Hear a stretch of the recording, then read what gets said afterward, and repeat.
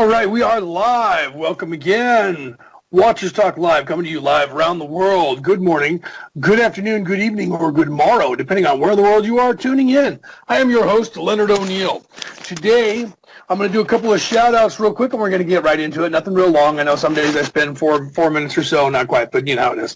All right, first shout-out, I want to say Sherry Putnam. She is our coordinating director. Without her, we would not have any of this possible. We would be pulling our teeth out, pulling our hair out. Omar and I would be trying to work overtime to try and get this stuff done. She is a great asset to everything that we do here, and without her, like I said, without her, it'd be rough. So thanks, Sherry. You do a great job. Curl, you do a great job. Keep it up. Okay, also, yesterday, if you guys didn't tune in, you guys missed Brian Forrester was here yesterday. He was on. He was live. We had a great talk. We only got an hour out of him, but he's going to come back, and we're going to do some more. So watch our calendar. He says he's going to come back every few months and do some stuff with us. So watch the calendar, guys. We're also in the works for planning a few things for maybe 2018, 2019. Might be some exciting stuff coming up. So pay attention to what that's going on. I'd like to say thanks to Brian Forrester for coming on here yesterday. I was like a giddy little schoolboy trying to talk to him because he's one of the guys that are just like, you know everything on the face of the earth. Today we have Daniel Dunn, a.k.a. DanielofDoriaa, and if you guys here in the West don't know who he is, ask Brian Forrester who he is, because those guys know each other because they've been working together. I mean, kind of together. He and Daniel, back in the day when there wasn't much going on and Facebook wasn't as huge as it is now, he's been doing this kind of stuff for over 10 years, and he's been helping promote these guys in the UK who no one even knew who they were. And you can go to his Facebook page, you can see that he was doing everything, especially his YouTube page. I mean, and you can see that. So I'm not going to go too much more into detail without having our guest speaking here. So, Daniel, say hello to the world. Hi, everybody.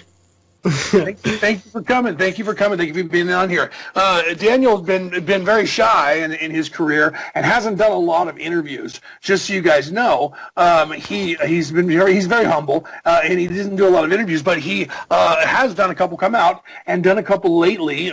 He's done one radio show that you can catch. I was just listening in on that on his Facebook page, and then of course here we're really glad to have him come out and start promoting himself, because he doesn't really do a lot of that and hasn't in the past, but he's just written a couple of books that we're going to talk about, but we're going to talk about everything really, but he's just written a couple of books that he's really proud of, and you guys should check them out. We'll get into that. So why don't we start with, I always like to start out with asking questions of our guest. If you watch my show, you know that.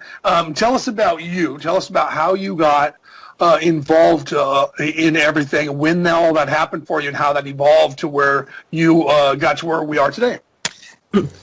Wow. Well, that's that's a giant context. It's like an entire life, condensed. But basically, we got time. Take your time. I know, and that's a great thing, right?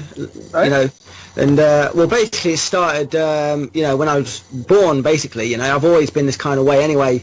Wanted to grow and expand my mind, and just move forwards. Basically, in everything I do. So I've always been expansive and infinite. I call the path of infinite expansion is what I call it. And I've always just been learning, and I've always, just warmed to this kind of stuff. It's like the indigenous tribes. It's naturally inbuilt into them anyway, the way they are, the way they live. And, this is just how I have been. And obviously it gets more refined as I go forwards and stuff. But, I've kind of just always been this way, to be honest with you. Yeah. And then I got onto YouTube in 2008.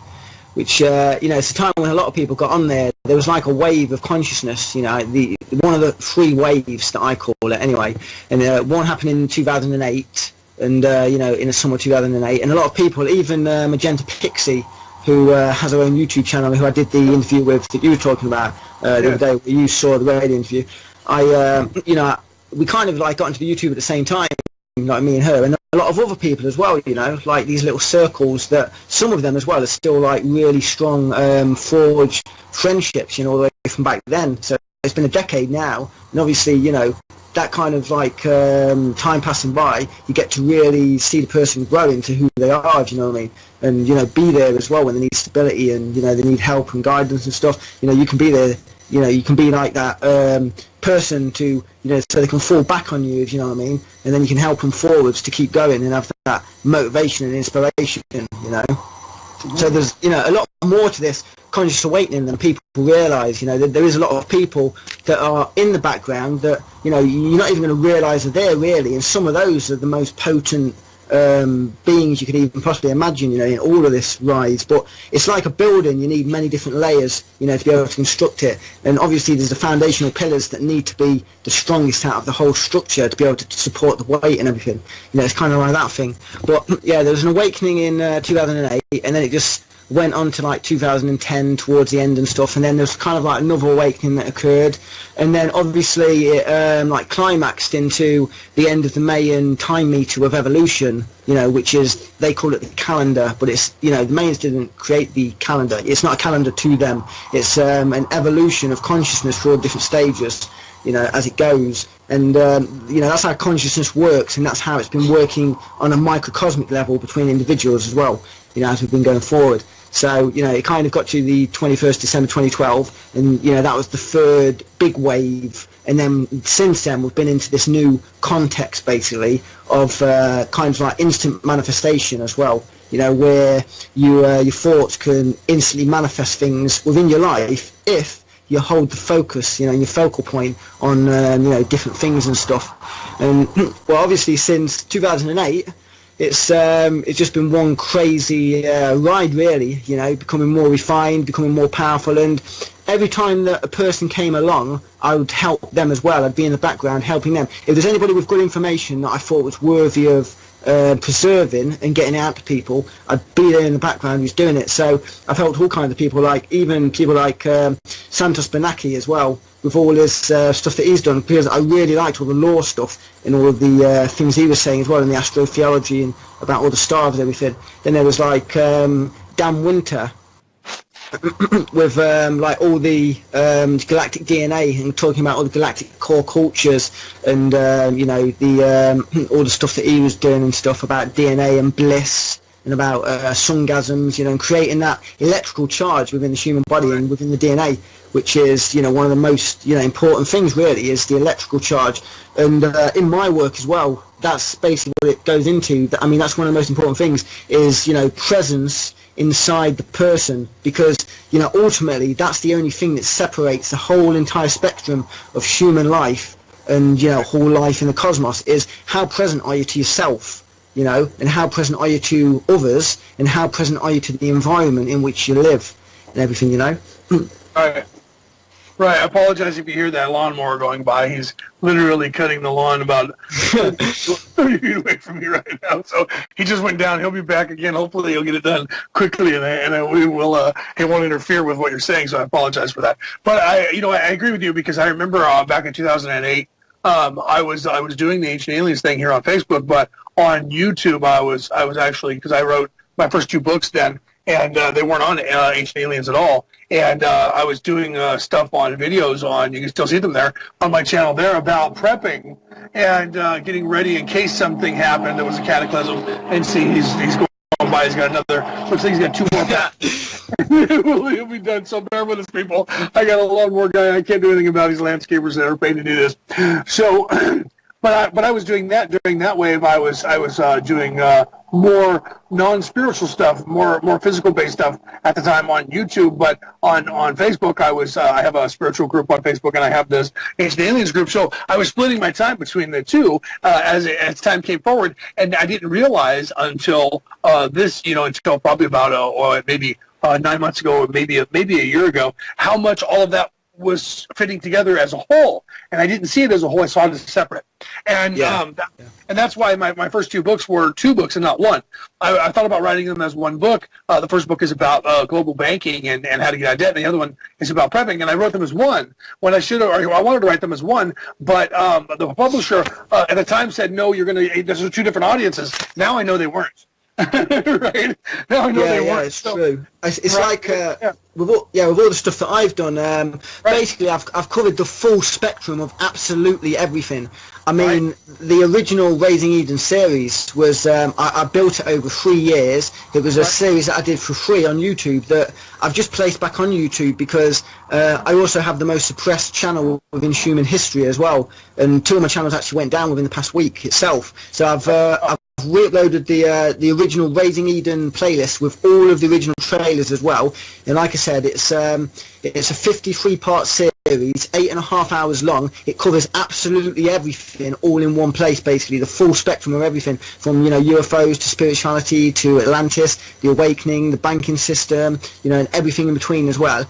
And I've just placed that back online. And, you know, originally it was like seen by millions of people, and it had, you know, been translated into 5 different languages, and it's been seen, you know, all over the place. And people have, the only reason why it survives now is because so many people helped to re-upload it, that it's actually survived on their channels. So I've taken all the pieces from different channels, and I've uploaded a few of the trailers onto a different channel that I created the other day, and I put it all into one place again. So it's back on my DanielofDoriaa channel now on YouTube, which is, it's just DanielofDoriaa, all one word with 2 A's at the end, you know, because my original channel, DanielofDoriaa, just got deleted, you know, as well, back in the day.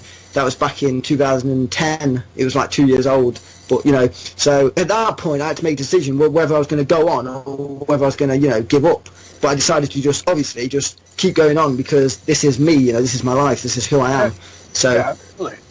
So let's get into that. Why don't you tell everybody what, because you got 2 books. Let's talk about the first book, right? So it is the Raising Eden series, and the first book is Wisdom of the Eternal. Is that correct? Why don't you tell everybody what your books are about? Start with the first one, and go into the second one, because it's very fascinating that you know, you have all these quotes, because the whole book is quotes, but it's one of those books where you can read all the way straight through, like you talked about in your other interview.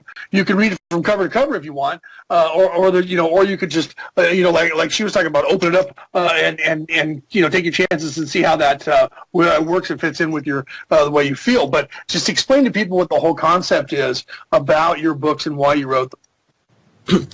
Right. Well, basically, you know, I was just using the best parts of myself, you know, my most potent, powerful strengths, to be able to bring them forward and give them as a gift, you know, for humanity and the world. And, you know, that's what everybody has in their life. They have a gift, and they have to, you know, give it to the world, because our gifts aren't even made for us. They're not meant for us. They're meant for the world, to be, you know, put into the world. And that's how you can move the world forward and stuff. So it really just started, you know, from a vision that I had a long time ago. It was 2 different timelines. One was a timeline I saw that was really, really beautiful, where the human race was exploring the stars in these giant, you know, spacecraft, like cigar-shaped ones. And it was just absolutely beautiful, like Edens within the crafts and stuff and everything, like miles wide, some of them like hundreds of miles wide and stuff, you know. And then the other vision was another one where the human race wasn't free, and it was like a hive collective locked down into a mainframe and completely controlled. And if you unplugged one of the beings from the Matrix, you know, it would get severely, you know, afraid, because it's not used to being alone in its own mind anymore. You know, that's how subjugated the human race could be. And the human race was divided into 2 like different species at that time, you know, from this vision. And you know, the vision was just so, you know, horrific and tyrannical, that I just decided that, you know, straight away I knew what I had to do. You know, I had to create the timeline, you know, to be able to exist in the future. Now, do you know what I mean? You've got to plant a seed, and you know, for anything to exist, it has to be open to the possibility of its own existence.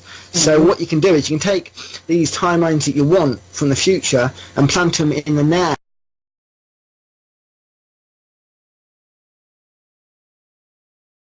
and live them in the now, and then you can actually create them in the future, do you know what I mean? So you're always creating and stuff. So Raising Eden basically is about raising Eden within the individual, you know, so they're becoming in a relationship with the higher self, they're becoming more potent, powerful and stronger and certain in themselves, and it gives you like the practices and daily practices that you can do to do that, and to really forge a relationship with your higher self. So like you said, with the prepping stuff, you wanted practical stuff, and the same here. I didn't want this stuff to be like fairy tales and fantasy and mystical. I want it to be based in fact and, you know, reality. I wanted something practical and direct that people could actually use every day, you know, from that moment forward. So not only does it actually cover, you know, the spiritual aspects, you know, that people can use and become a really potent, powerful force and awaken them, you know, and waken them up into their own power, it actually activates the DNA at the same time and fires it up. Because the reason why it's in the form that it is, the simple quotes and stuff, is because it, you know, the wisdom itself is imbued with so much potency that, you know, it activates the DNA and it just wakes people up. And well, you know, the quote itself, the quotes are all that people need really to look into, and then they'll just they'll have so many different ideas and so many layers to just each quote. It's, you know, it's like an onion basically, where you can just read one of them for the day, and you know that could be enough. It's like you said, you can skip to anywhere in the book and read it like in bibliomancy, basically, like Magenta Pixie was saying as well, which a lot of people do, like a daily practice thing.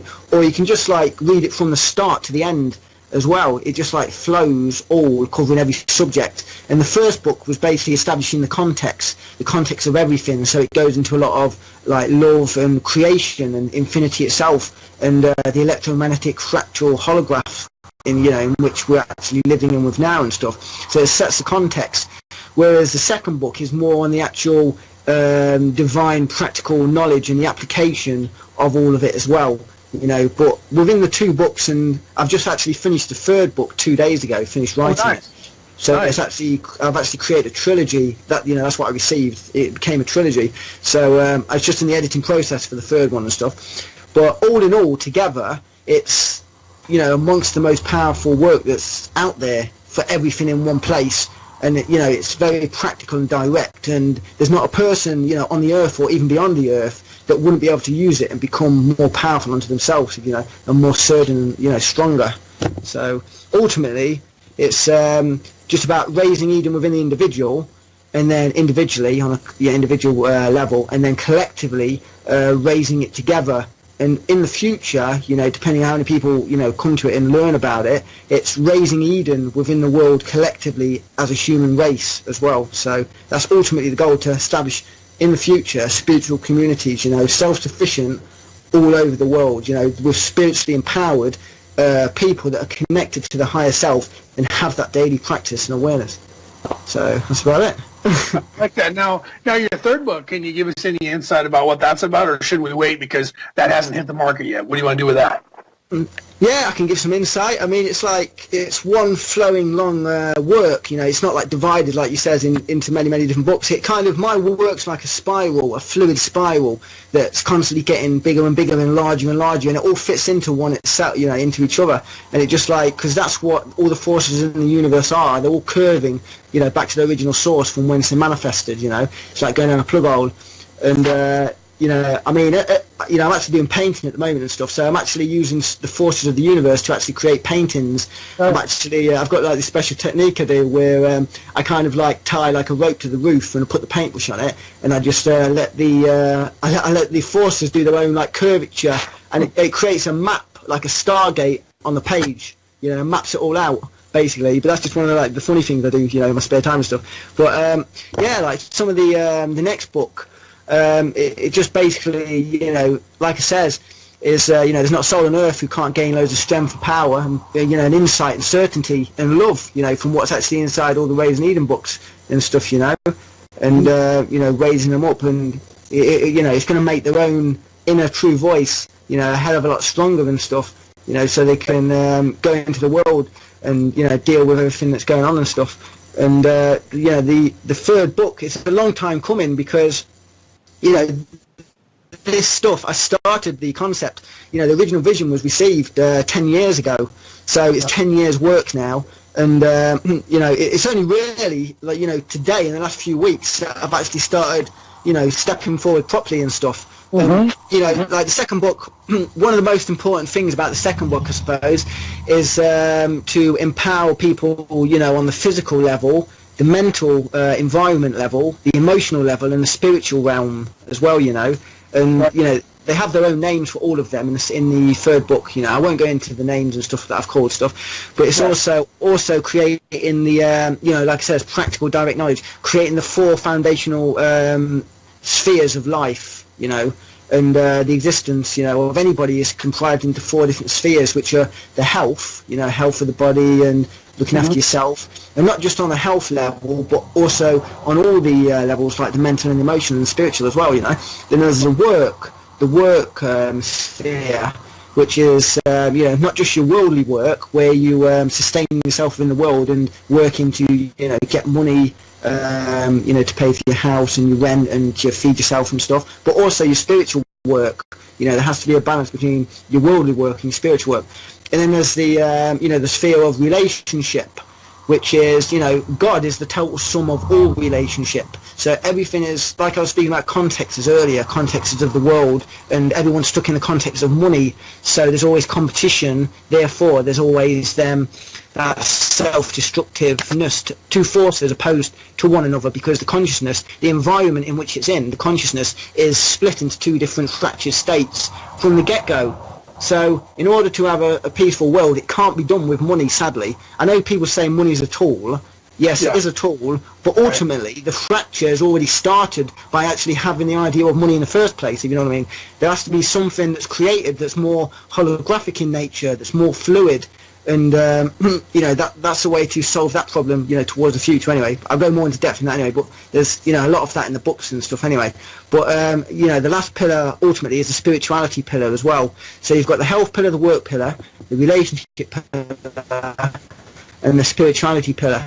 And the spirituality pillar on itself covers the context of everything as well, because spirituality just means basically what's outside of space and time as well. It's the full the full beingness of absolutely everything, and that's what spirituality is.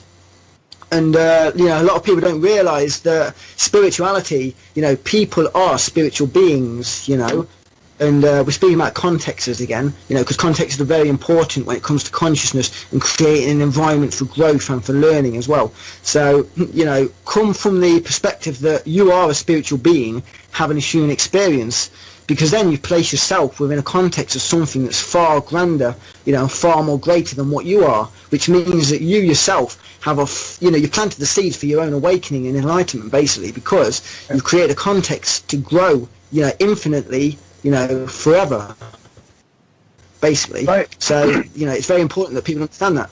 Everybody's spiritual. Some have forgot, some haven't. That's the only difference.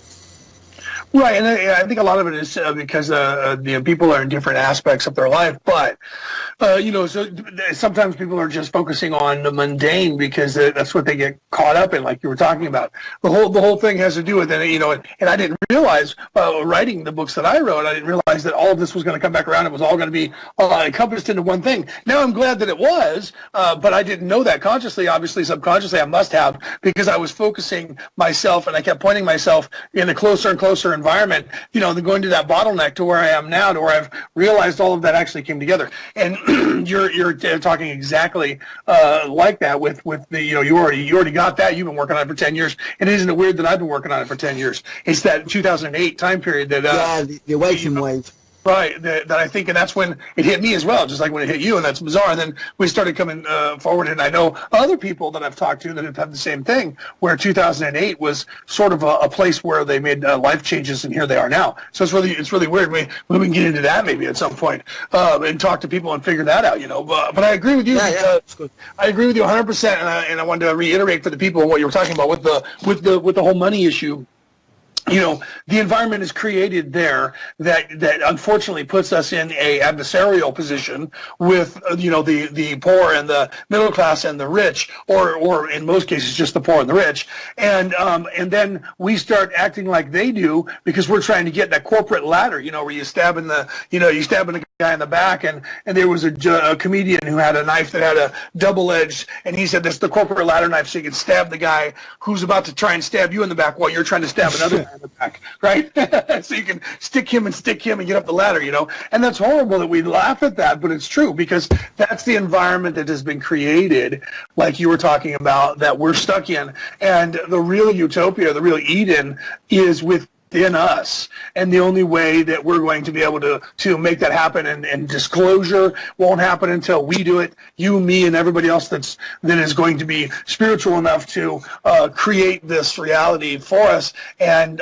you were talking about that as well, with creating the reality of the future. And we have to have the intent in ourselves to do that. And I just wanted to reiterate that really quickly without taking up too much of your time, because this is about you, not me. But I wanted to show the people how, if you look at the interviews that we've had in the past, how often the interviews in the past, even though these people have many different topics that they're talking about, or that you think their background is, that we have psychics on here, we have mediums on here, spiritual people on here, people that go out, like Brian yesterday, who go out and look at ruins, yet we're all saying the same things. Isn't that bizarre how different genres are all coming back to one another? So yeah, I didn't want to take that away from what you were saying, because I agree with you 100% in what you're saying, and I love the idea of your books, because it's just, I could never write that many quotes or come up with them, and so you said really quickly, and then you passed over it,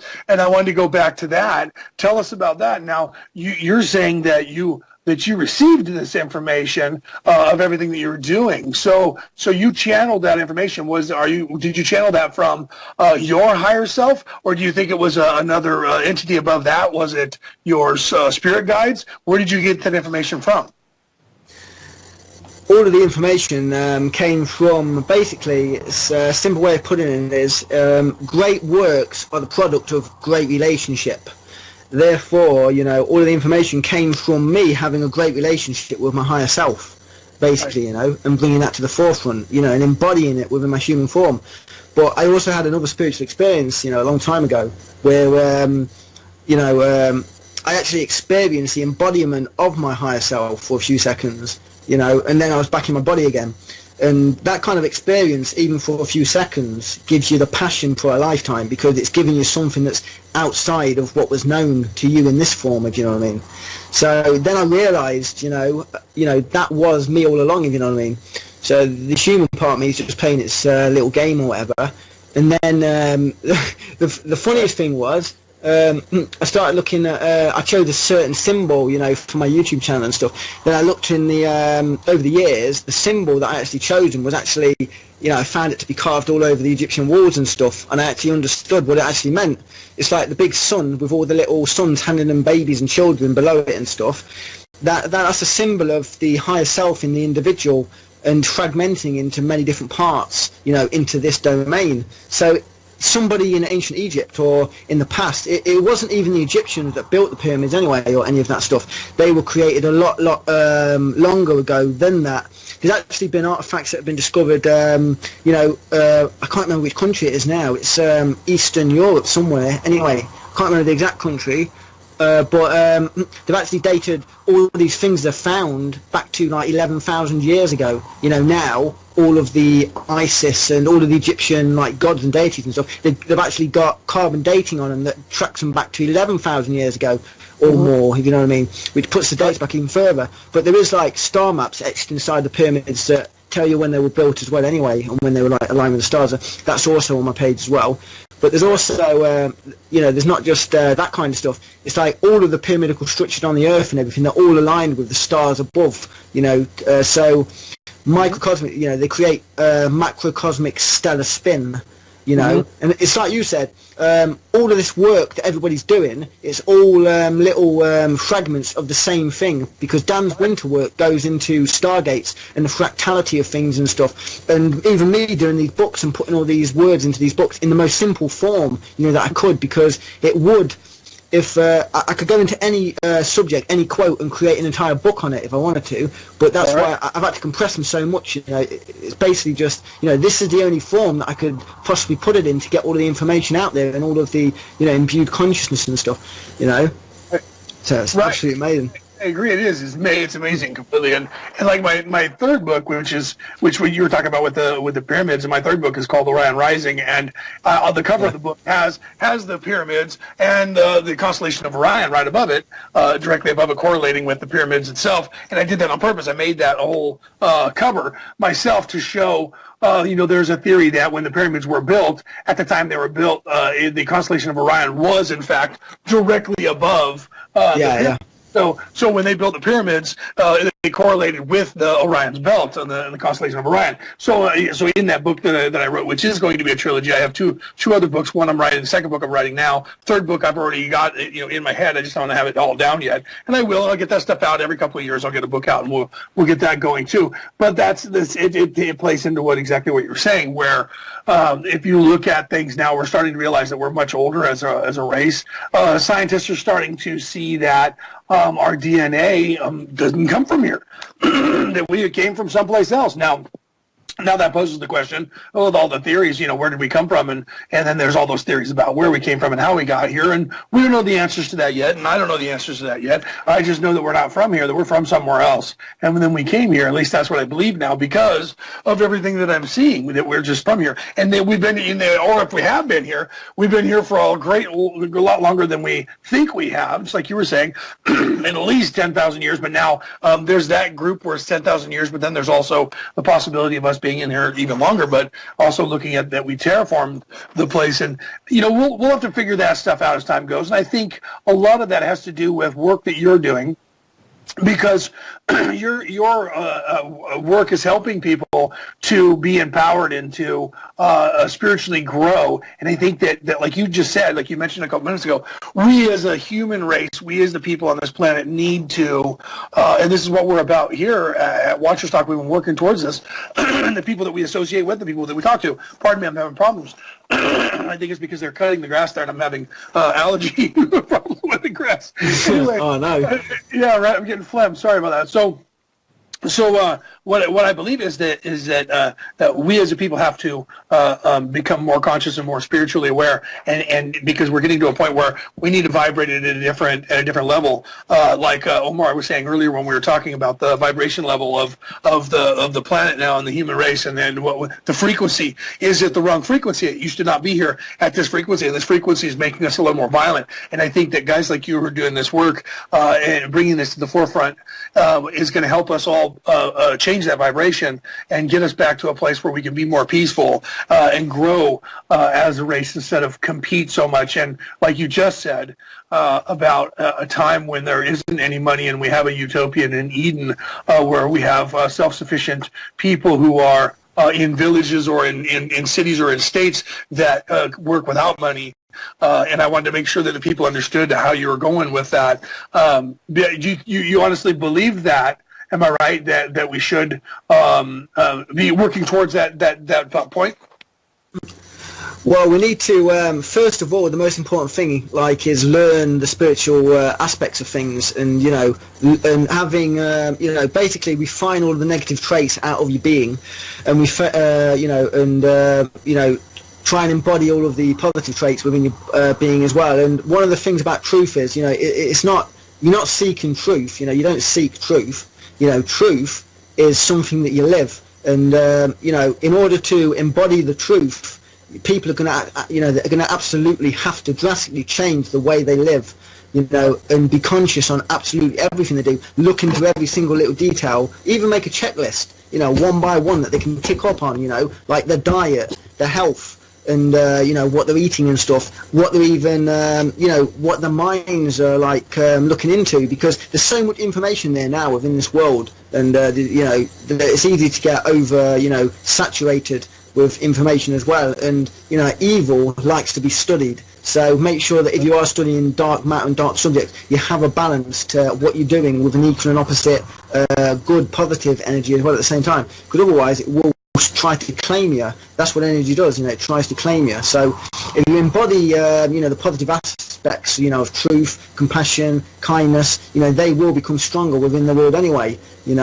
And if you can do that, then not only does it protect you from the darkness, but it's like building your own inner armor, your spiritual armor, your own spiritual armor that the darkness can't penetrate it, because all of this stuff that we're talking about now can only exist within an environment of like you say, a lower frequency or a lower dimensional band, of light.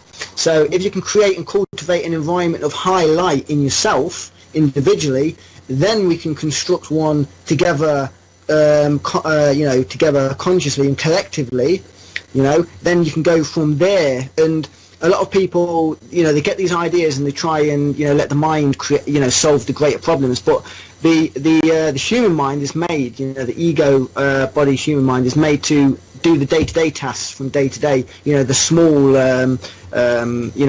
problems, and create solutions to them and stuff. But if you want to live a greater life, you have to basically connect with the greater mind within inside yourself, because the greater mind is what can deal with the great problems, and that's what we need here. So collectively, if we want to get to where we're going, we have to magnetize naturally those people around us that are supposed to be with us, working with us. It's not a mind thing where you think, oh, I'm going to work with this person, I'm going to work with this person. It's more of a heart thing where you naturally get magnetized to certain people, and you recognize these people from their energy as they come into your life. And you think, oh yeah, I can do this with that person, and we can do that. And together, if we do it and we work together like what we're doing now, we can create this powerful, tool for awakening, basically. So, it's that kind of thing. And I agree with that 100%. You're absolutely right.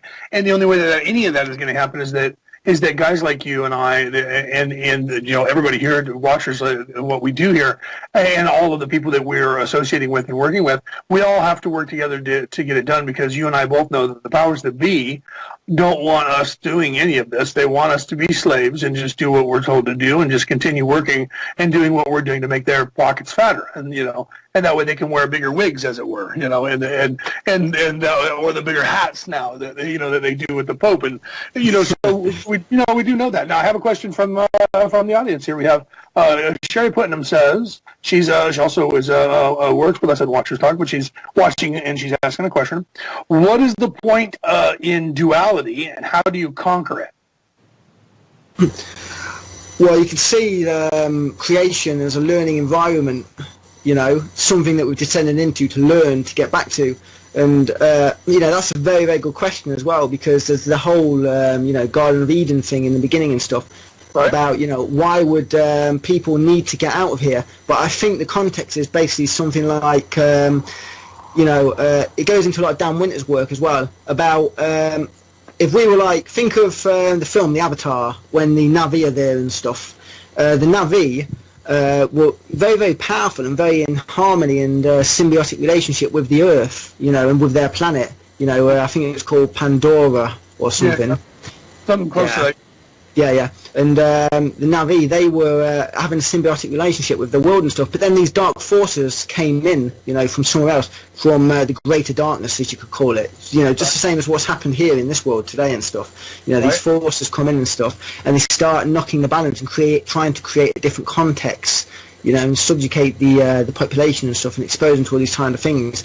But basically, the dualistic thing, when you come face to face with something that dark and that powerful, I call it the predator consciousness of the abyss, basically, because it's this predator consciousness that comes in and just preys on people and just takes over them. And one of the big things that people need to understand is God the Creator is one. Everything is one with God, basically. So God doesn't, although He allows free will, He doesn't create a toxic environment Himself. He's created a pure environment of harmony. And the only way these beings can create the environment to be able to do the things that they do is by not only infecting the creation itself by going into it, but also by corrupting all of the creations inside the creation as well. So if you use spiritual armor, obviously you're going to get influenced. Because in the power in a being is concentration. The more concentrated being in their energy, the more powerful and the more influence they will exert on the beings and the people around them and the environment as well. So basically, the weaker minds are always subservient to the stronger minds. So that's one of the reasons why people need to get stronger in faith themselves and stuff and everything. But in order to be able to where the human race was initially, in Eden, when it first started, is to have to be able to not only face fully all of this darkness within the world and everything that's happening, and face the darkness in ourselves. First, we've got to face that. And we've got to try to organise amongst ourselves, together, to organise, because up until now, the criminals are the ones who got organised. The good people didn't really have to as much, because the criminals were trying to do something. So now we just need to make sure we're trying to do something. The good in the world are getting organised as well together. You know what I mean? And that's what's happening now. With that's why we're doing this kind of thing. That's why you've written your books. That's why I've done my books. That's why Brian Forster was on yesterday. All these little fragments doing their own little things, all coming together to accumulate in this massive shift in consciousness that's happening. And the difference between now and the ancient world is that all these people that are aware and awake today, they're looking for direction. And there's a lot more people now, that are aware of everything that's going on, far more than there's ever been before. So the shifts obviously are a lot more faster, which, like you were saying earlier, increases the resonance of the earth, because it's all linked, all of us are linked into the earth, and including like where all the land is now, for example, is a direct reflection of our resonance. If we were vibrating differently, certain lands would sink, and certain other lands would rise up. Just like what happened in the past with, ancient Atlantis and some of the lost civilizations and stuff. But basically, because the Navi, as I was saying earlier, weren't used to this kind of darkness coming in, because they'd never experienced anything like it before.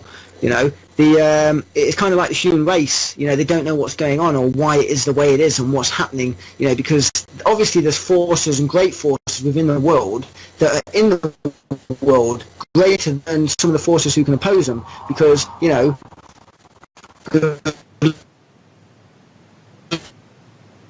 to get stronger in yourself, that's what I always come back to, the individual thing, to become stronger in yourself, individually, and then collectively organised together as a force for good, from this point onwards and stuff. And like Dan Winter goes into like this thing where he says like the DNA, we need to basically create antibodies against the darkness that we didn't have before, because we never faced anything like it.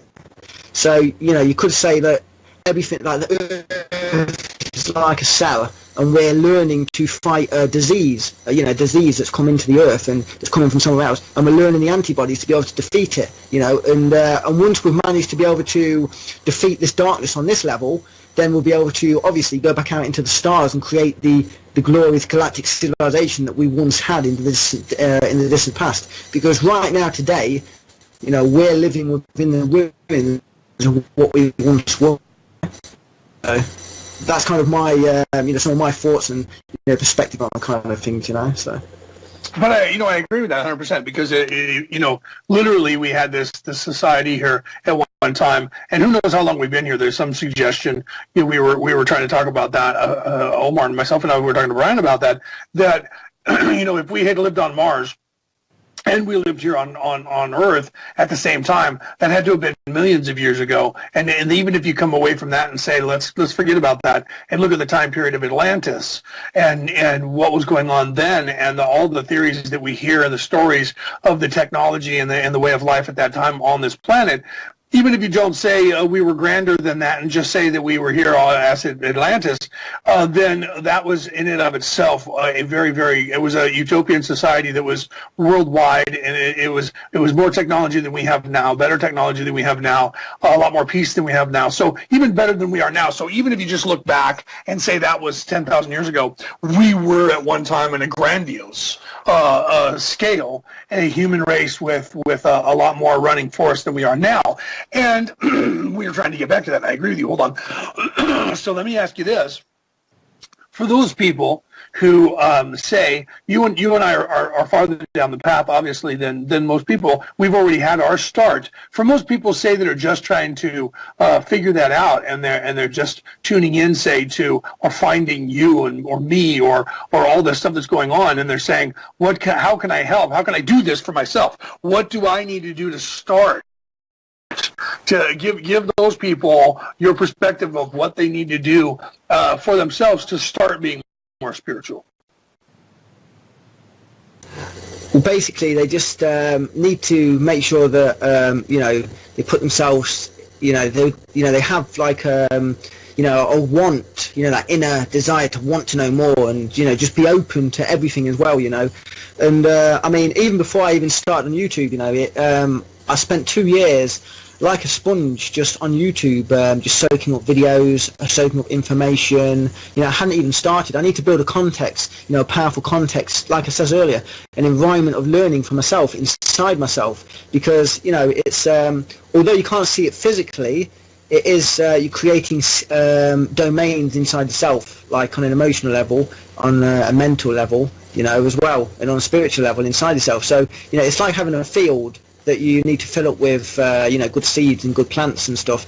So, I just say soak up as many videos as you can on all of the different subjects, and just follow your heart, and basically don't resist your heart on what it's saying with your mind in any way, And then if you keep doing that, you will be on the right path anyway. It doesn't matter how powerful you are or where you are on your journey. There's no way to measure where a person is on the journey anyway, to be honest with you. Right. Apart from, when you get really powerful and potent, you can start sensing energy, if you know what I mean, a lot more. But, their gifts and abilities that come, far later on. But basically, everybody has that inbuilt ability anyway of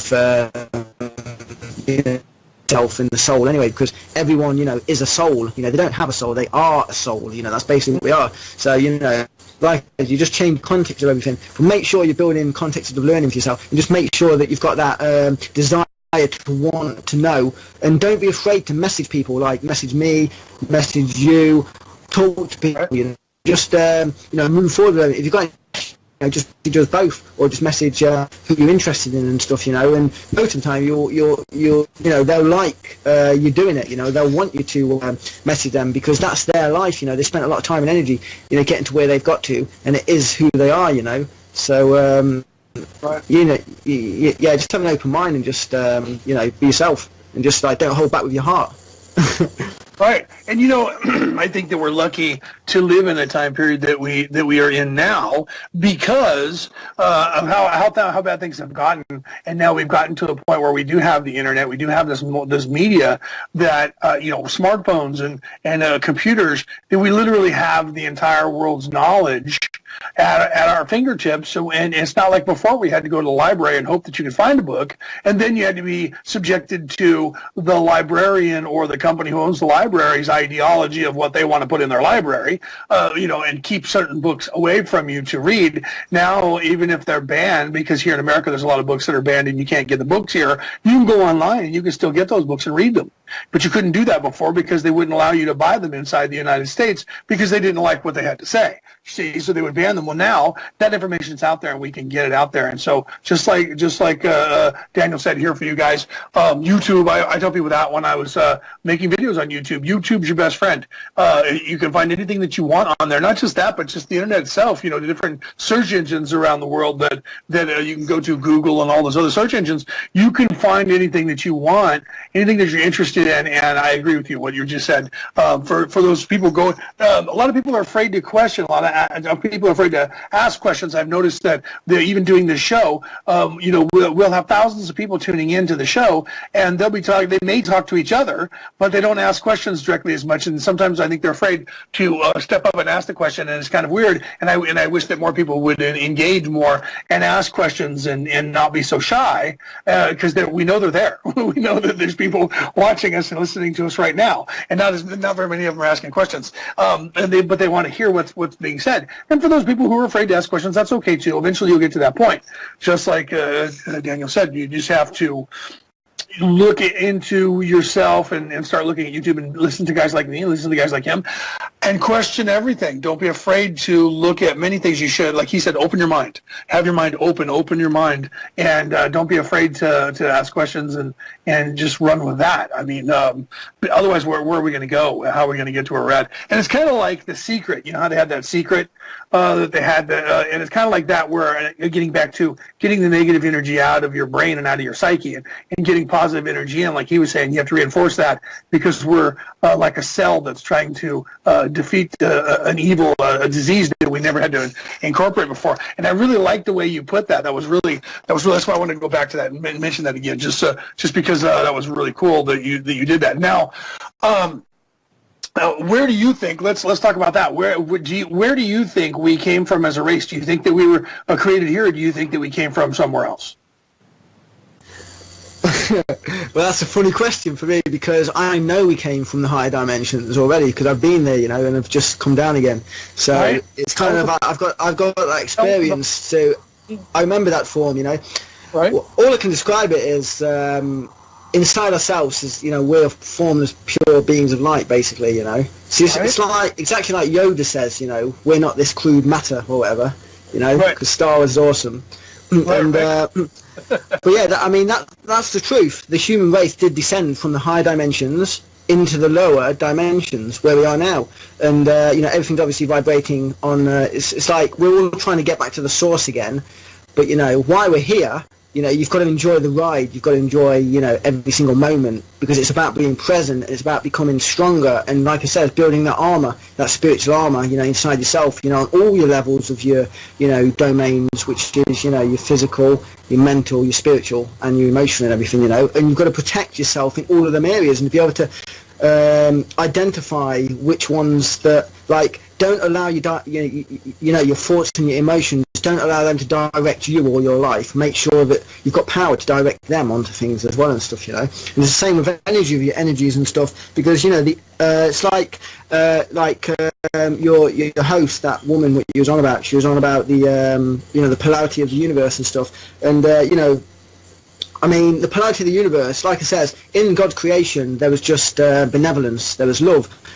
God itself created all form from itself. It created a magnetic field that splits energy off, and it creates a veil. It's like, I'm different from you, you're different from me. We're seeing different entities on this level. Your computer, my computer, or, the curtains in your room or whatever, are seen as different objects and stuff. But God, that's the illusion of the creator and this oneness. It created and splintered and split off parts of itself through love itself, to create all form and dimension and to allow existence to exist. And that's why we can actually have dimensions in the creation, because of the love of God the Creator, the one Creator. And, the negative energies, they're very destructive and grounding and constrictive in nature, but the positive energies are very creative and uplifting and expansive in nature. And, people need to learn about energies and, the attributes as well, because we're within a universe of energies, we're within a universe of information, and people need to learn that, negative energies, for example, they're unstable in the manifestation, whereas the positive energies are stable in the manifestation. So, you need to use both of them, ruled wisely by the heart and not the mind, basically, So the destructive tendencies, in the human individual, basically comes from lack of self-love, and also a cumulative effect by being within the context as well of, like I said earlier, the fractured state of consciousness, like money, that context, a toxic context basically from the get-go, Right. So people need to go beyond all of that, So, like I was saying earlier with the emotional thing and not allowing your thoughts and emotions to direct you, it's the same with the negative energies. Don't allow them to direct you. Instead, direct them. Because otherwise they'll end up destroying you. And like I said, it all stems from love and lack of self-love, and that's just on an individual basis. It's also on a collective level as well. So. Right, and I've talked about that. For a lot of my life, somehow I figured that out when I was, early on, 15 years old or so, and I tried to explain. I've never written a book about it. Maybe I should. Maybe that's my problem is. But I try to explain to people that your energy, my energy, all of our individual energies. First of all, we need to take control of that. We need to take control of that and be aware of it, because as we interact with each other as individuals, even as strangers on this planet, when you interact with them, when you're out in public or you're online somewhere waiting to buy something or pay for something, or you're in traffic and somebody cuts you off and you raise the fist at them because they made you mad because they cut you off, you have to understand that the reason that you got mad was not because they made you mad, because the only person who can make you mad is yourself. If someone says a word to you or words to you and it makes you angry, it's because you put strength and energy and power into the words they said. and you know that they're trying to make you mad, and you accepted that, and then you turn that back on them, and that just creates an issue where you just get more and more adversarial. Whereas if you're the other way around and you can take control of that, and I know that goes back to the whole spirituality, and you hear Jesus saying, turn the other cheek, but you don't really need to turn the other cheek. You just need to take control of the situation and be aware of how you're projecting energy to other people and what your intent is. If you intend to be a peaceful person, you can be without turning the other cheek and being a victim when somebody is being mean to you. You can do both. You look at the Dalai Lama and look at things in history where you see people doing just that, and I think that Daniel was touching on that, and I think that I've been trying to tell people that my whole life. We need to be more aware of what somebody does to us, and then just go, was it that important? He cut me off. Okay, whatever. Watch that guy, because someone just like him down the road here in a half mile is going to cut him off right back, and you can go see now. There's karma. It's apropos. So don't worry about that stuff, and take care of yourself and be nice to other people, because that's what you'll get back from them, and eventually that propagates everybody being nice. I once proved that while I was on a train, and I told my son at the time, I said, look around. I said, it used to be a time when a woman would walk into a train and men considered themselves gentlemen, and they would stand up and let the woman sit down and take the place. But these modern days, no one does that anymore. They're too self-centered and selfish. However, it's contagious. And he said, what do you mean? And I said, watch. The next person who came on board, who was either elderly or a woman, I stood up and said, here, please sit here. Oh, no, please sit here. You deserve this seat more than I do. I can stand. And at the very next stop, when someone else came on who was a woman or was an elderly person, the very men who didn't get up before that 3 stops earlier started getting up and giving their seats to other people. So it takes one little thing, and this is what Daniel's talking about, guys. I know I'm talking a lot, but I'm trying to help you guys understand. That's what my job is as the host, to help you understand what my interviewees are talking about, is that we individually, one little thing that we do can contribute to a snowball effect that changes a lot of things. And I believe that, and that's why I'm here now talking to Daniel. And that's why he's here now talking to me, because he believes that as well, and that all of us together collectively are going to be able to change things. And you have to understand that if enough of us think it will happen. And enough of us want this whole world to be a better place, it will happen. Am I wrong in that, Daniel? What's your thinking on that? No, you're absolutely right, and that was the purpose of Raising It in the first place, or any of the experience that I've had, even the spiritual ones. It's to use that knowledge right now in the world for the people, and to bring that about. And, like all the energies, as you were saying, because we live within a conscious living universe, never forget that. The consciousness is what births everything, and energy is just the movement of consciousness, within the universe. So all the energies, such as truth and love, they're all conscious living energies that, over time can get stronger in you if you embody them and stuff, because over time you can become binded, in love, you can become binded in truth, and you become binded with your destiny, if you can, put all them into your body. And, the powers of the negative and the positive, they're yours to command at any time, the powers of destruction or creation, the powers of the mind or of the heart, and all you need to do is basically, like it says on the title of my second book, which is Raising Eden, in singular truth, basically. It's you need to connect with the singular living truth within inside yourself, and it will create your restraint, it will create your stability, and you'll be able to use all your powers, wisely for, the good of all life, basically. And, one of the good things about all of this, and I know we're in a world that's, the context is like kind of like poisonous, to a large extent in many ways. You have the the ability to not engage with that paradigm as little or as much as you want. You can be doing your own thing. Don't worry about what other people are doing. Worry about what you're doing and what you're building and what you're creating. Put all of your time, your focus and your energy into because your focal point determines your reality. And it's like Einstein said as well, whatever you resonate to, that's the reality you're going to get, And, one of the things that brings me a smile in my eyes, though, is the fact that, we're all living within the place that best suits us for our energy within space and time, for the complete purpose that we're here to do. So it's always chosen as the place for us to manifest and have life, the perfect place. And we're within the perfect place now to have a manifest life. We're here with great purpose, and this is what we're doing. This is why we're here. Right. I agree with that, and we need to learn more. I think to work together the way we did in the distant past. We've gotten so far away from that we've forgotten that it's so easy to do that. It's not as hard as people think it is. Some people say, "Well, that's easy for you to do." No, it is easy for you to do. You just need to do it. All you have to do is be aware of what's happening around you. Be aware that there's negative around you, and defend against that. And how do you defend against that? Well, one way is just like we talked about. One way is you ignore it. You don't give it the power. It has to have power. It has to get power from you, and it has to try and claim you, like he said before, where the energy will try and claim you. And the only way it can do that is that it has to gain power from you. You have to give it power. And when you give someone else power over you, you know that you give them control over you. And it's the same thing with the negative energy in the universe. If you give it power, then you're also giving it control, because now you're responding to it, and it's making you angry because that's what it wants, or it's making you afraid because that's what it wants. And the more that you give into it, and all you have to do is stand up to it. And that's it. We're more powerful as individuals than anything else. Nothing can harm you because you're an immortal soul.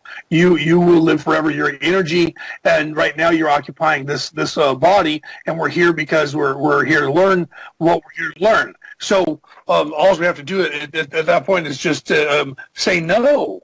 People are always worried about being possessed by some, devil or something. And the only way that's going to happen is that you have to ask them into you and want to do that. And then you have to give yourself over. And all you have to do otherwise is just go, no. Am I wrong in that? No, you're absolutely right. I always say, detach the cords of chaos and confusion and attach the cords of love and truth. And every single moment within somebody's life, is a chance to build a new life and a greater life. Just make sure, like I said earlier, that you're always open and you're always ready for it and stuff. And our lives aren't really our lives don't really belong to us anyway. They're not our own. So you should basically just be present to yourself and stand in your own integrity always. Because it's your integrity that is the core of who you are and all your spiritual life, and if you can create a powerful, strong integrity, like I said, not only will you have an influence over all the beings of lesser integrity around you, be able to influence thought within the mental environment, but you'll also, if you can look into deeper, you'll be able to project your own self into the world, and make sure that you always project a position of strength into the world, because then it conflict doesn't find you as much either, because it's like in the animal kingdom as well. You could use nature as a prime example, and how the animal world is, because nature itself is a reflection. Everything around us is a reflection, that's there for a purpose to teach us a specific lesson, and not just people and animals and items and objects, but the actual environment itself is a learning environment. All environments are learning environments, and it goes back to why we're here within this dualistic nature that we are now. One of the reasons is to refine ourselves and create the antibodies as well that we're going to need to face the greater darkness on the on the dimensional scale, really on a multi-dimensional scale. We're growing in power because the journey never stops. We're always going to be constantly evolving forwards, apart from those who are on the opposite path of devolution. And there's there's evolution and devolution going on at the same time within this world. Not everyone's moving forwards. There's also some beings that are actually moving downwards as well. That's the one big thing that people need to realise as well. It's not all just one way. There's two ways going on here as well. And it's the same to do with time, for example, like the cause and effect thing. The causes and the effects, they don't always go in a linear fashion. Sometimes the effects of something can be felt long before the cause ever manifests into physicality, for us and stuff. So you got to watch out and stuff. So that kind of thing. I agree with that, and that's very important for people to understand. And we talked about that before, that intent is very important. Your intent for the universe is very important, because if you look at the universe, there is no real good and evil in the animal world. It just is. We, I think, manifest the good and the evil, the duality, a little bit more than the rest of the universe does, even though it's there. Well, I think we have that right. We have that choice. Whereas the rest of if you look at, there's no evil trees. They're just there. There's no evil plants. They're just there. But some plants are poisonous. So you could consider that evil in some way because they would harm us. But their intent isn't to harm us. They're just there. We have to go over to that plant to be harmed. Same thing with other animals. Their intent is not to harm us. Their intent is to survive. And if we get in their way, then we could consider that evil. But if we get in their way, they will do harm to us. Like if you go and play with a mama bear's cubs, she's not going to like that. She may end up killing you. So we have a question from Sherry again. Pardon me. Sherry says, she's asking you, do you see the past, present, and the future? Yeah, but it's all simultaneous to me. It's all at the same time, you know. So the future that we can have, you know, you've got to do the work and put in the work now and be that focal point. You've got to be the singularity, you know, in the now to create the future you want.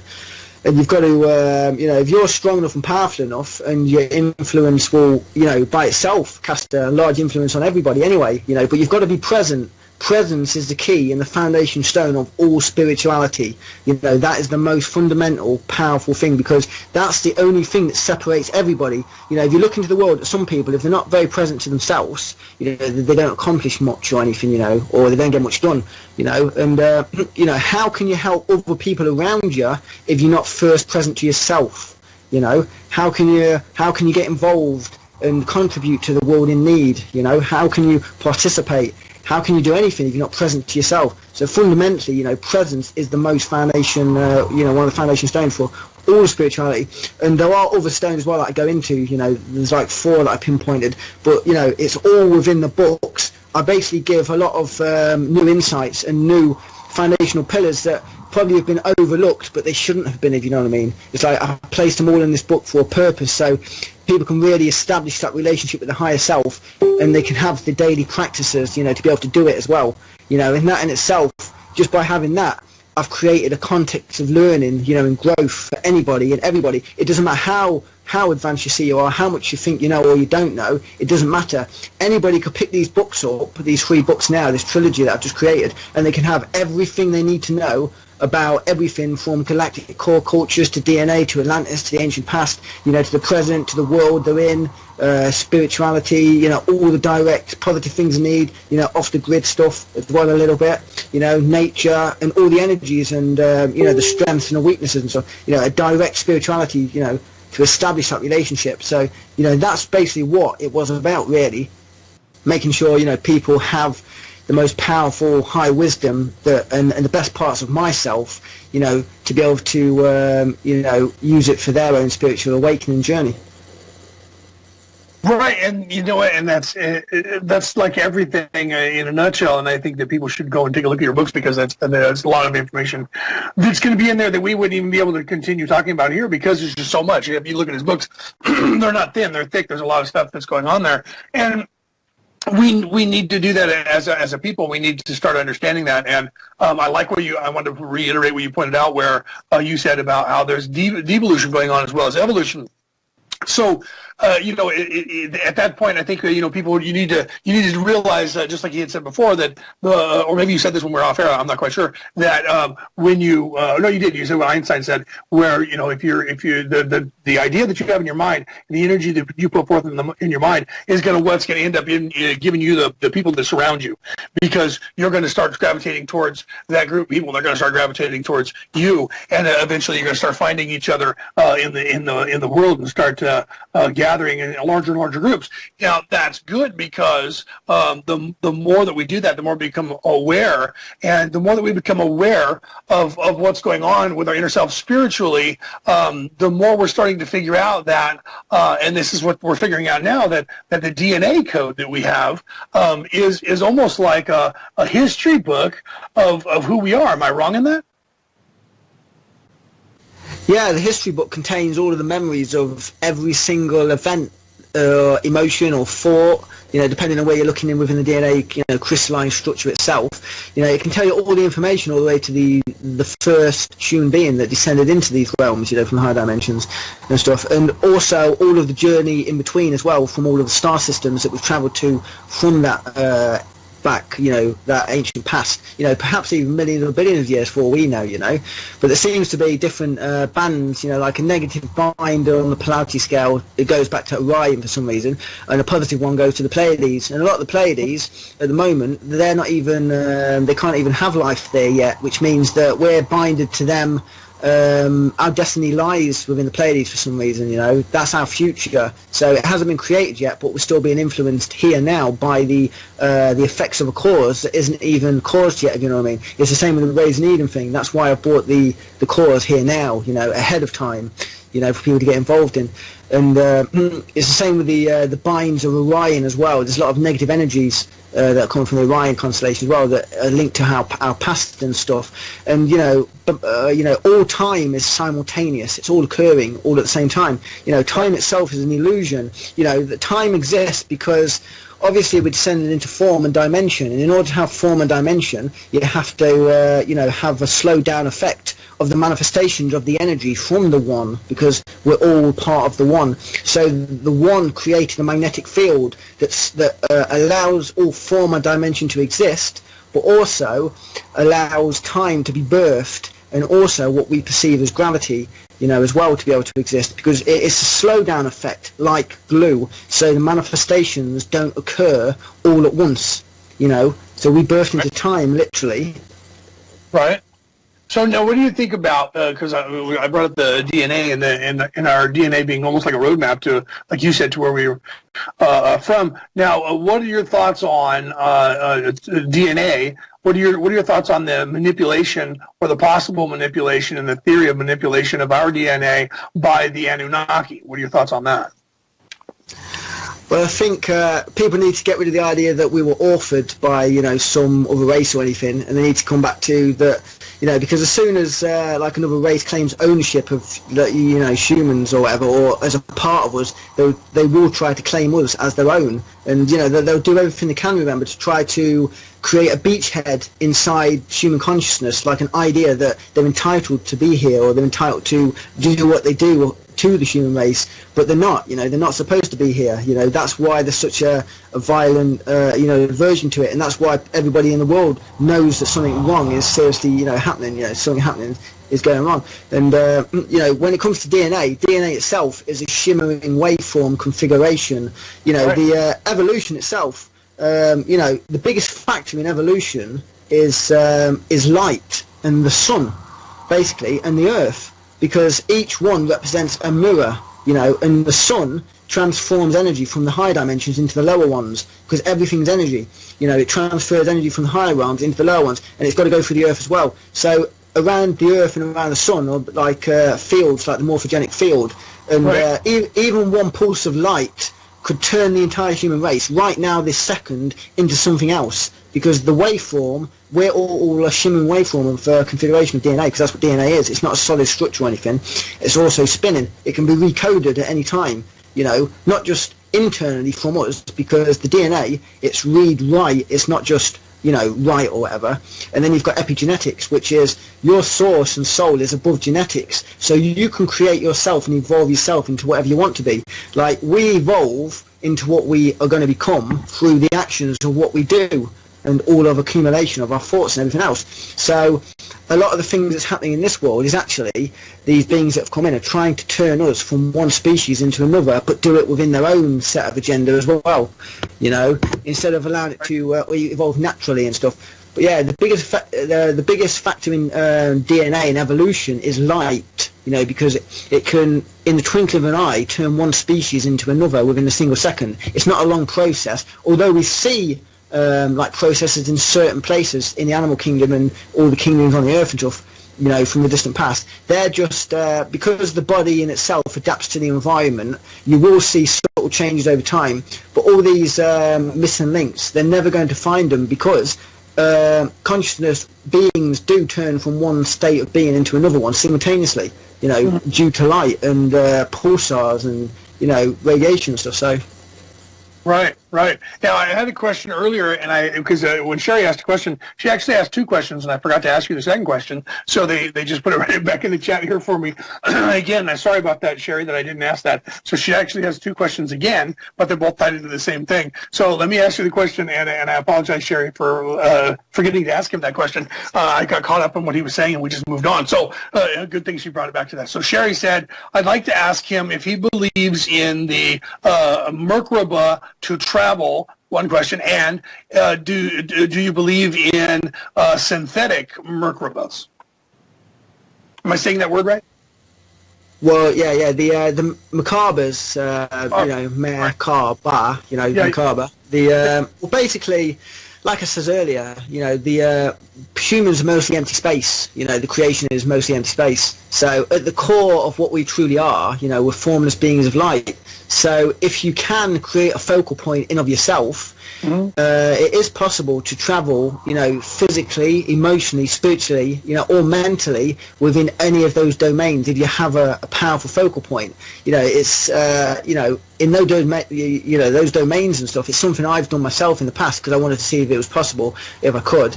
I haven't done it for about 10 years because of once I, you could leave the body at will, basically you can you don't really need to start messing with that because you don't know what else could come in because we're dealing with a lot of forces and it's not a game when you're going at something this at this high level and stuff. But it is possible to be able to, because everything is within the context of consciousness and the creator, and we're the imagination of ourselves. Anything is possible because we've got the whole within each single part to be able to do anything and create anything in any domain. It doesn't matter what it is. So yeah, it is possible to create a macabre and go basically flying around and scouting for information on any level. So in that form as well, in orb form. So right. But, yeah, we had a psychic on here, Heather Reese. She said, getting to what you just said, the point that you just said, she had mentioned that if you leave your body and leave it too long, she said the same thing, that you could have some other entity that might show up and inhabit your body if you're gone too long. Yeah, you could be very, very careful with this kind of thing and stuff. It's like you've got to be very careful because don't forget, if everything's one, that means that you're connected to every single part of everything all of the time, which means basically a human being is a mirror. It's a mirror for projections of self, both good and bad, and the universe is that as well. But the human the human is the X point between all omnipresent worlds and realities. And what that means is that you're the gateway that gives birth to all image. You're the gateway that gives birth to all of light and stuff. So if we're within a waveform universe of information, which is what we are, and we're receptors for information, information consciousnesses could come in from anywhere on any level if they see a hole and think, oh yeah, I know, I'll go flying down there and see what that is in there and stuff, and then you might have an entity inside one of your domains of your mental environment, or within your emotional level, or within your physical level. And these aren't just like fairy tale like spirituality, like fluff or bunkum or whatever. This is you're emotional, you've got a mental environment, that you've got a physical environment, and you've got a spiritual environment. So don't open yourself up and allow these entities to try and take over you, because that's ultimately this predator force from the abyss is what I call it. They basically, because they're not part of God's initial plan, they're the product of free will, basically. They have to basically create a space within the creation to be able to express themselves, and the way they do that is by, like in this world, they create a context of money that pits people against each other or something. They're creating a field so they can grow plants for themselves, so they can, because they're not connected to the source of all creator, the creator source, they can't provide the energy for themselves. Therefore, they use the creation and the actual beings within the creation to provide them with the energy. So, they're like, they're feasting on anybody, they're feasting on everything, that's because they can't get anything themselves, on an emotional level, a physical level, a spiritual level, and, a mental level. On all the levels, they're always feasting. So You know, that's one of the other reasons why people need to get, you know, spiritually strong in themselves, and they need to start organising together, you know, as a force for good as well, and creating an environment to counteract the negative environment, you know, of negativity and toxicity, you know, and poison and stuff. They need to create an environment, you know, and proper go all out, you know, the full power of the heart to bring that about into the now. And that's ultimately what Raising Eden was about, you know, empowering the individual individually, and also to be able to produce and organise together as a force for good collectively. Right, and the only way that you can do that, let's get back to what you were saying before in the beginning, the only way that you can do any of that is that the first thing you have to do is love yourself. And you have to stop worrying about what other people are doing and work on what you're doing, and concentrate on yourself, because what will happen is that if you love yourself first, then you can love other people. But you can also, you'll project a better you. And if you project a better you, you're going to draw in better people. So those people who say might be in your life and that are looking like they're going the other direction, instead of trying to save them, they can only save themselves. Or we as a collective will save everyone, because the domino effect or the snowball effect, as everybody goes on, you have to understand that. So instead of trying to take care, everybody spends so much time trying to save everyone else that they're losing themselves. And they don't know that's happening. So the first thing you need to do is stop trying to save everybody else and remember, look at you. Who am I? And find the love for yourself there. And at some point, you're going to find that some people around you, you can't do anything about, and you're going to have to allow them to figure out what's going to happen to them on their own. And maybe I'm wrong in saying that. Do you agree with that, with what I'm saying there? Yeah, it's absolutely true. You know, you can't save anybody else. I mean, even myself, I that's probably one of the hardest lessons for me, about not being able to save anybody else other than yourself, really, because I almost died actually doing that. I actually was trying to save somebody else, and I actually ended up, you know, once. It was a dark night of my soul, basically, a long time ago, about 10 years ago now, and you know, I ended up actually, you know, almost dying, and you know, I had a car crash in which I broke my back, you know, and I was in a car that exploded, and I only just managed to survive, basically. And you know, I even had to like get out the car with a broken back and just try to, you know, save myself and stuff. But I remember just laying there, and you know, the rain was like spitting down on my body and stuff, like just spitting. It wasn't raining that fast, and I just remember like the embers of the flames of the fire, you know, from the carnage that just ensued, and I just felt the most overwhelming sense of peace. And that's when I became aware that that overwhelming sense of peace and benevolence that had always been with me in my life was it was me all along. It was me. It was always there, and I was also as powerful and strong as I thought I was, if not stronger, because you know, that was the test really for me. And you know, it just, wow, yeah, you know, I just agree with everything you say. So wow, see, that's incredible. You're lucky to be alive, right? That's just crazy. But you know what? That was the epiphany. That was the point in your life when you realized that if you try to save other people, and this is my point, what I'm trying to make is it could get to that point where if you're trying to save other people, you could end up losing yourself literally, and maybe even dying. So now I have another question. It looks like it says, the Berg, what do you think about CERN? Is there a real danger there? Well, CERN's a bit of a weird one, because you know, the collider and stuff. It's right. I don't know. I've seen a few videos like on the Mandela effect and stuff, but I don't. From what I know about reality and stuff, they say that when they switched CERN on, they created a different reality, and then there was like a Mandela effect with certain things within this timeline that changed or stuff. But the truth is that because there's a lot of people in this reality all collectively at the same time, although yes, switching CERN on did create an alternative reality in which we're all within, we're creating and constantly recreating reality every single second and moment, and every single thought, every single thing we do is creating a new reality. So the reality that CERN, you know, switched us onto by actually that small event of switching on, it's been superseded now by billions and trillions of, you know, human thoughts and changing timelines. You know, the timelines aren't set in stone. They're completely shifting all of the time depending on what we do, and we basically can create and dream anything we want, because we have the potential to align with a multitude of infinite possibility at any moment or any time within the timeline, you know. And so it's down to us. It's down to us right now. Whatever we want, we can create, and that's going to be the future. You know, just as what we're doing now, we're putting in the work, we're being present, you know, we're going out there and doing stuff. You know, if everybody was present to themselves, the world would be completely different. There would not be any more governments anymore, because there wouldn't be a space and a context for poison or any toxicity of mind to exist anymore. And that's what people need to do to solve the problem. Just be present to themselves always, you know. And one of the most powerful ways as well, I think mentioned earlier, that I can mention now is make sure that each day you spend at least 10 minutes meditation in stillness, complete silence, you know. And also make sure that on every single hour, check in with yourself every single day as well.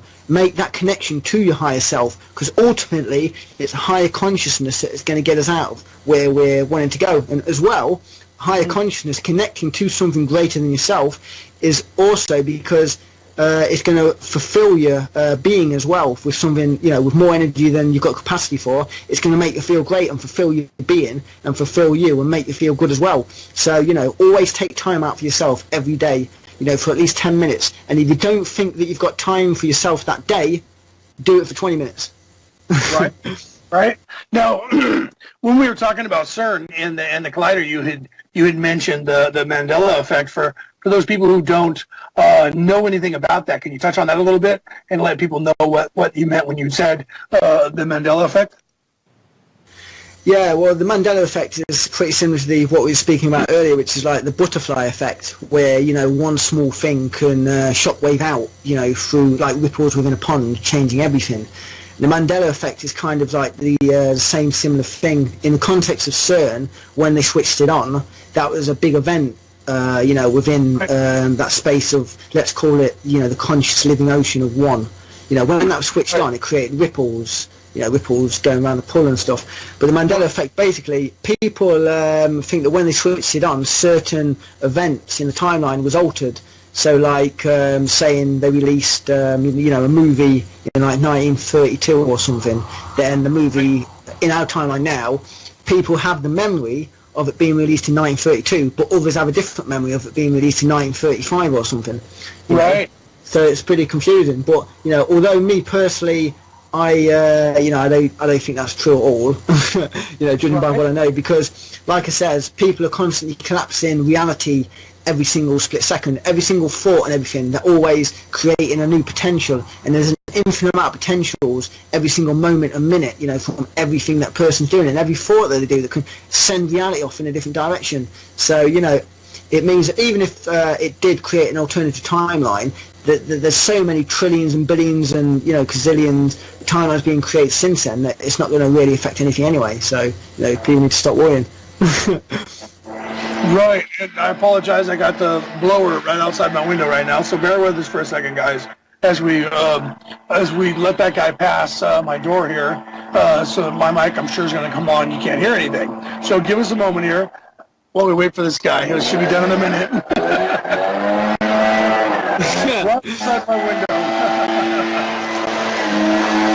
Even with the window closed, that's loud, right?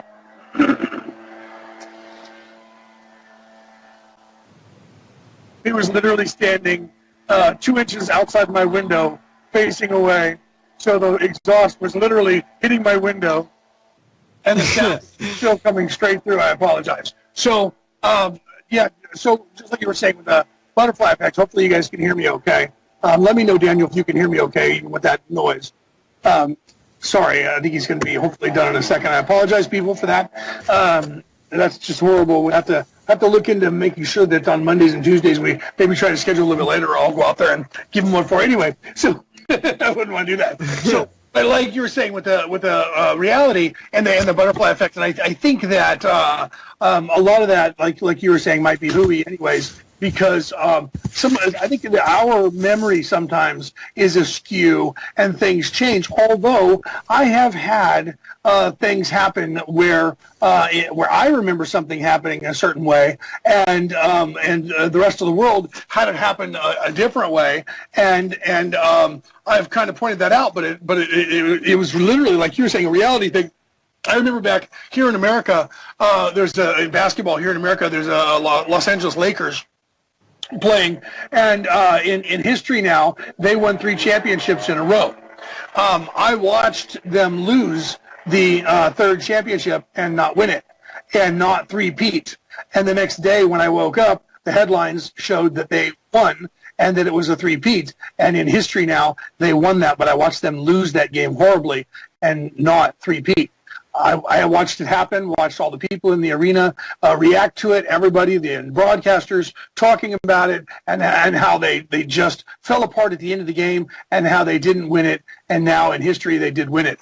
So I have no explanation for that, but maybe I dreamt it wrong. I don't know, but I know that when it happened, and I went, wait a minute, they lost, and I looked it up, and they didn't, but I saw them lose. So I can't explain that. That's just a memory that I have in my head, and there's a few other ones throughout time that I've noticed different things have changed slightly, but I don't know if that's just Einstein's viewer-created reality, or if it's a collective consciousness and we have changed things, because we as a whole, and correct me if I'm wrong, we as a whole have the ability to create to do that and fix that. Say, like, if we're concerned that CERN created a reality, well, if it did, it's the reality that we all moved into and we've accepted.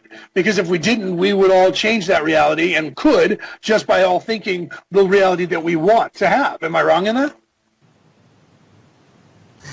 Yeah, I mean, it's kind of true, but like, if people want a different reality, they really do need to do the work, because we're all in this together, at the moment. So they need to collectively, consciously move forward. I mean, that's one of the problems. There's, like I said, there's many domains that are intersecting within this world and stuff. Like I said, there's the physical, the mental, the emotional, and spiritual. So you need to be able to, work in all of them environments to bring something about, to make the change and stuff. But it's like we were saying earlier, though. I remember as well. If you want to bring something in, just make sure that you're totally present and to every being, and you engage with every single being fully, the full thing. And you can't save the world, and you can't save another, because attempting to do so is going to destroy you, and it's also going to destroy them. But for each journey back to the Creator, it's a personal one, so you need to do it on a personal level as well. But although you can't save the world and you can't save another, again, you need to just slightly change the questions that you pose. It's the questions that you ask that have to be the right ones to be able to get the right information. Because it's like, if you're asking the wrong question, it's kind of you're creating a context where the answers aren't going to fix the problem, because the question you've asked is the problem. You're asking the wrong questions, if you know what I mean. So it's like, you can't save the world and you can't save others, but you can heal the world, heals people's thinking, and be a healer. Right. So right. See, and now I'm getting the 90-minute we need to wrap. So we're running out of time. And it's horrible, because I have more questions, many more questions. We'll talk to you longer. So we'll have to have you back on when there's not guys outside my window doing this, and so we can talk longer and talk about more stuff. But quickly, give us if you have a website, give us a website. Give us the name of both of your books. Tell us where we can find them. Also, give us your YouTube page and your Facebook page. Tell us, everybody, who you are, where we can find you. Right then, so my name's Daniel Dunn, and I'm DanielofDoriaa on YouTube, which is all one word and 2 A's and stuff. And that's also my YouTube channel, DanielofDoriaa, which is 2 A's, on YouTube, like it says. And the first book is called Raising Eden, Wisdom of the Eternal, and that came out on the 5th of November, just gone, in 2016. And that basically covers absolutely everything, with emphasis on spiritual empowerment. And the second book is called Raising Eden Volume 2, Wisdom of the Singular Truth, and that is also goes into everything as well, but with a more emphasis on direct spiritual empowerment and building a relationship with your higher self and stuff. But it covers everything as well in itself. And then the third book, I just only finished that like 2 days ago, so I'm in the editing stage and doing the cover art and stuff. So that'll be with everybody within the next few weeks and months. So keep your eyes open, everybody. Definitely, and guys, go to our website, Watchertalk.com. Look at our events calendar. Look for today. You can see that Daniel's there, and we have links on our calendar for his stuff, so you guys can go check that out if you couldn't hear with the guy out there. right? So he's walking back and forth now, going across the street, and he's blowing everything. So it's just the tailpipe is facing this direction, so it's even louder. So anyway, it was a great conversation. Thank you for taking the time, because I know that you don't normally like to do a lot of interviews, and I hope that this experience and the one that you had on your other interview will get you into where you like doing them more, and you'll do them more, because I'd love to have you back on here. You have another book that's coming out. Once that book hits the market, I'd love to have you back, because it looks like it'll only be in a month or two. Let's have you back on here and talk again, and if we can, because the people, I'm sure, are going to want to hear what you have to say, because I know that this is the message that all of us are putting together and that all of us are putting out there to the people, and everything that we're about here at Watchertalk. And I know I can say that because I've talked to everybody that's involved in this site of ours and our mindset and our friends' mindsets, the people that we're working with, Portal to Ascension, and Brian Forrester, and all the guys that we're talking to for that we've interviewed so far. Even the Strongs in Australia, everybody that we're talking to, Steve Meads, everybody that we're talking to, all of the stuff, even Ildu, who's the manager of the Strongs, everybody we talk to, all is we're realizing now that it's all coming back to this, which is exactly what you're talking about. And we all have to do that, and it's the only way that any disclosure is going to happen about any kind of aliens, or any disclosure about, even if it's not aliens, and it's the history of us and where we came from, because we know they know it. We know they know it, and we know they're hiding it from us. And that history is in our DNA, and the history is in our memory, and the history is in us communicating with our higher self. And the only way that we're going to get there is through guys like Daniel, through guys like me, through guys like Omar, through Sherry, through all of us helping you guys who don't know how to do that. So you guys need to watch us, listen to us, and then ask questions. Don't trust that everything we're saying is true. Go out there and find it for yourself, and look on YouTube, and look for other people, because that's how we found each other.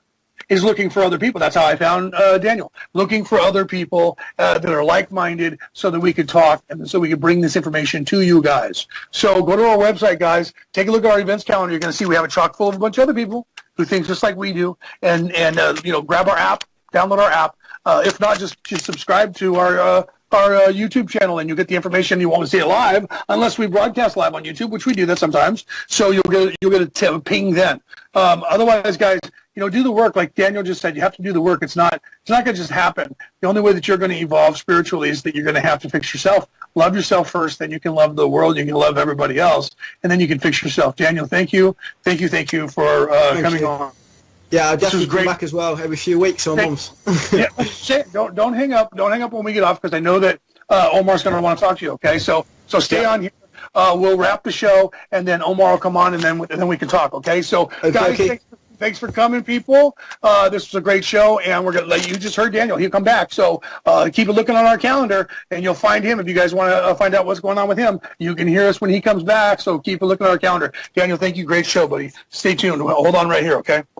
Thank you. Will do.